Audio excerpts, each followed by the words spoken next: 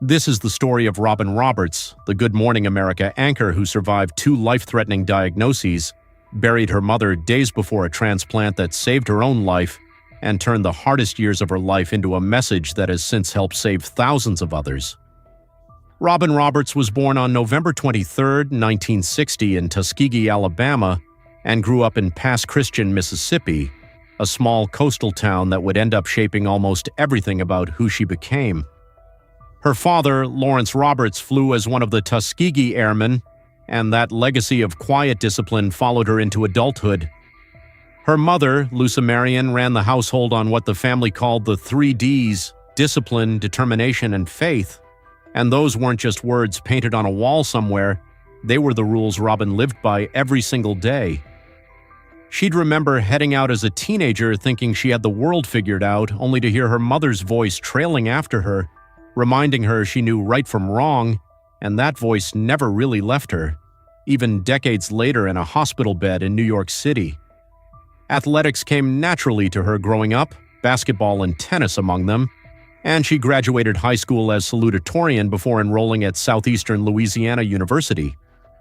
Her play there was good enough that her jersey now hangs retired, and she was eventually inducted into the Women's Basketball Hall of Fame, a rare honor for someone whose career ultimately took her far outside of sports. Broadcasting is where she really made her name, though, and it started small, local television and radio jobs before ESPN came calling in February of 1990. 15 years there turned her into one of the network's most recognizable faces, and she became the first woman to co-host NFL primetime while building a devoted following on SportsCenter with her signature line, "Go on with your bad self." By June of 1995, she'd also started reporting for Good Morning America, working both jobs at once for years, and by 1998 she was co-hosting the Sunday edition of GMA on top of everything else. 10 years after she first walked through ABC's doors, in 2005, she was promoted to full co-anchor of the weekday broadcast. George Stephanopoulos joined her at the desk in December of 2009, and together they eventually pulled GMA back to the #1 spot in the ratings by April of 2012, snapping a losing streak against the Today Show that had lasted more than 16 years.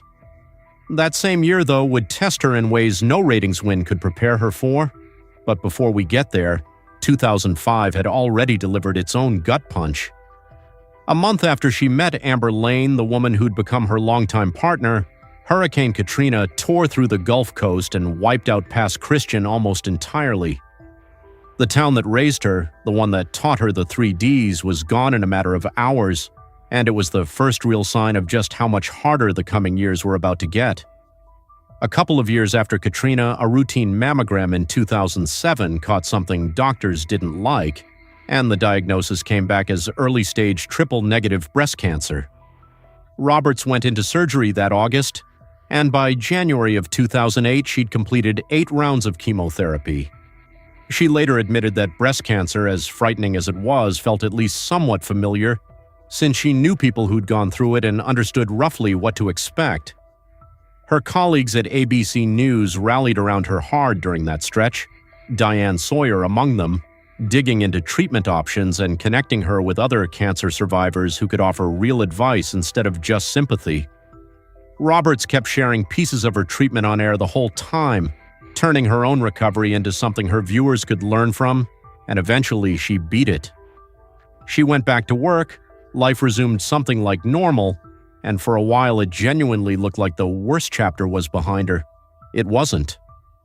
5 years later, in 2012, on the very same day GMA's staff was popping champagne to celebrate reclaiming first place in the morning show ratings, Roberts got a second diagnosis, and this one was almost impossible to explain to the people around her. Melody-splastic syndrome, or MDS, is a rare disorder in which the bone marrow stops producing enough healthy blood cells, and it sometimes shows up years after chemotherapy or radiation, exactly the path her case followed. She'd later say she had never even heard of the disease before her own diagnosis, and that not knowing a single other person who'd been through it made the fear so much worse than it had been with breast cancer. Doctors told her plainly that without a successful transplant, she had somewhere between 1 and 2 years left to live. She also had strong words for anyone who tried to soften the diagnosis by calling it pre-leukemia, insisting there was nothing pre about it, that in roughly 1 out of every 3 cases like hers, it progressed straight into full-blown acute myeloid leukemia. Her older sister, Sally Ann, a veteran news anchor herself in New Orleans, turned out to be a near-perfect match for the transplant, and for a moment that felt like the miracle that might save her. Then came a second blow nobody saw coming. Just days before the scheduled procedure, their mother, who was already recovering from a stroke, took a sudden and severe turn for the worse. Robin and Sally Ann dropped everything and rushed home to Mississippi, arriving just in time to be there when their mother took her final breath. Weeks later, still grieving, Roberts underwent the bone marrow transplant on September 20th, 2012. What followed was months of near-total isolation at Memorial Sloan Kettering Cancer Center in New York, and the toll on her body was severe. At 5'10", her weight dropped to a gaunt 115 pounds as high-dose chemotherapy, and the transplant itself pushed her system to its limits.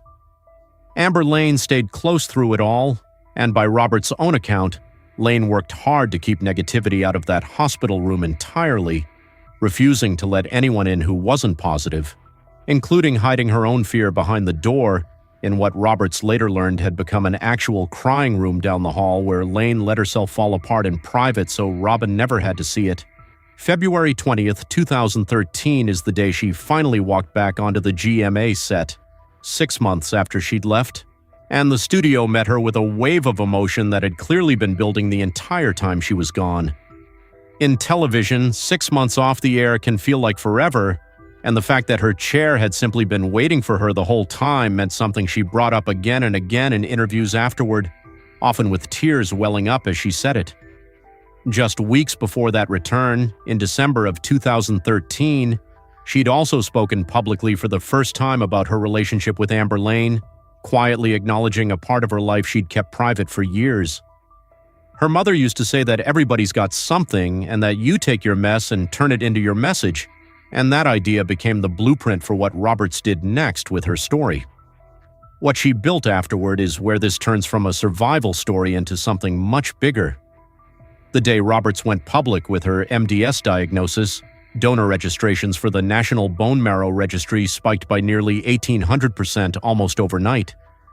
In the years since, reporting tied directly to her story and GMA's ongoing coverage has helped add roughly 37,000 new names to the donor registry, and around 140 of those matches have gone on to become actual life-saving transplants for people who might never have found a donor otherwise.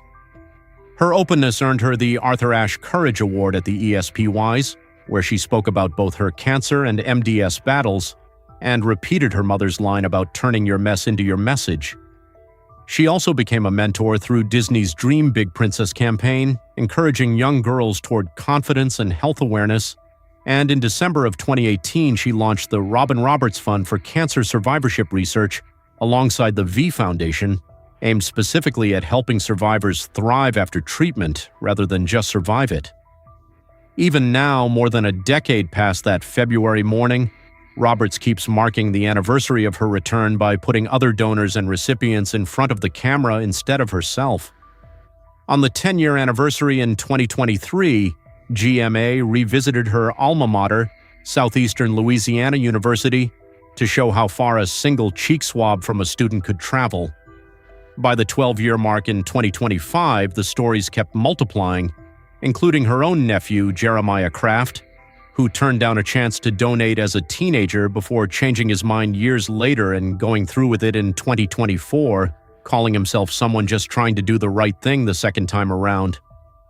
That same year, a donor named Catrice Randolph appeared on the show to meet the young recipient of her donation face-to-face for the first time, a moment made possible by nothing more than Randolph signing up at a registry table in college nearly a decade earlier. Roberts' own honors have kept stacking up alongside the advocacy work, including a Poynter Medal for Lifetime Achievement in Journalism, recognition that sits alongside decades of Emmy wins for GMA under her leadership at the anchor desk. Robin Roberts lost her father before her cancer battles even started, lost her mother days before the transplant that ultimately saved her own life, and lost her hometown to a hurricane, all while carrying a part of her identity she wasn't yet ready to share with the world. And somehow, nearly every weekday morning for decades, millions of people have still woken up to her voice on their television, steady and warm as ever, as if none of it had ever happened. Her mother told her everybody's got something, and Robin Roberts something very nearly broke her. Instead, it became the message that's carried her, and by now more than 140 strangers whose lives were saved because she chose to speak instead of stay silent.